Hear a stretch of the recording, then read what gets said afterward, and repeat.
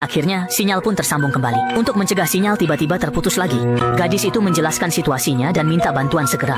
Dia ingin mencari ayahnya dulu, tapi kondisi di sana juga buruk. Meski di gedung tinggi, akibat hujan beracun, dia tak berani bergerak. Setelah menyetujui Xiaomei, dia menyuruh mereka bertahan hidup. Lalu, keduanya mulai menanam benih di ruang bawah tanah. Jika tidak, saat makanan langka, mereka akan menghadapi krisis besar. Hanya begini hidup mereka bisa lebih baik. Meski sedih kehilangan orang tua, agar adiknya cepat melupakan duka dan bersemangat lagi, sang kakak selalu mengajaknya bernyanyi dan menari tiap usai makan. Hari demi hari berlalu di bawah tanah, dan tak terasa sudah 5 tahun terlewati. Sang adik yang dulu kecil kini telah tumbuh jadi pemuda tampan. Awalnya, sang kakak mengira mereka akan terus begini sampai tua. Namun saat sedang mencukur jenggot adiknya hari itu, si adik tiba-tiba berkata, "Kalau ibu sudah meninggal, kita juga akan mati. Tidak. Ya, kamu terus saja pura-pura semuanya baik-baik saja padahal persediaan makanan kita hampir habis."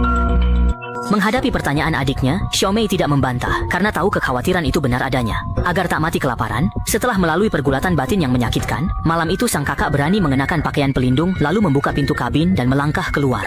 Di luar sangat gelap, di mana tangan pun tak terlihat, hatinya panik saat melihat pepohonan yang mengingatkannya pada saat ibunya dulu terjatuh dan tak bisa bangun lagi. Xiaomei berjongkok dan menyalakan senter berusaha mencari petunjuk sekecil apapun, namun siapa sangka di detik berikutnya. Untungnya, itu hanya sebuah ketakutan sesaat. Melihat masih ada makhluk hidup di luar sana, dengan kata lain, hujan beracun yang terjadi waktu itu, sepertinya memang tidak berlangsung lama. Hal ini seketika membuat harapan dalam hati wanita itu semakin besar. Dan seiring Xiaomei terus melangkah maju, tak lama kemudian ia pun tiba di depan sebuah gudang. Jadi apakah semua orang ada di sana? Namun selain keheningan malam yang sunyi, tidak ada suara lain yang menjawabnya. Tapi tak lama kemudian, wanita itu tiba-tiba melihat sebuah pesan.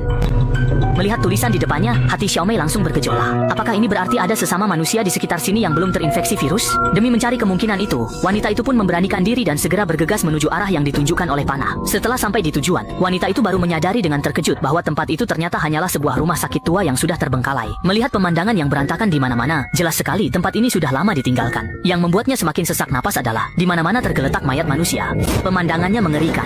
Dia pun yakin tak ada orang lain sejauh 10 mil selain dirinya dan kakaknya. Jadi dia segera kembali ke pondok dan menceritakan semua temuannya pada kakaknya. Tidak ada apa-apa di luar sana. Jelas, sang adik tidak percaya dengan apa yang dikatakan kakaknya. Tapi Xiaomei tahu betul bahwa jika mereka terus bertahan di sini, mereka akan segera mati karena kekurangan makanan. Tanpa mereka sadari, saat keduanya sedang berdebat, alarm di bunker tiba-tiba berbunyi karena sesuatu telah memicunya.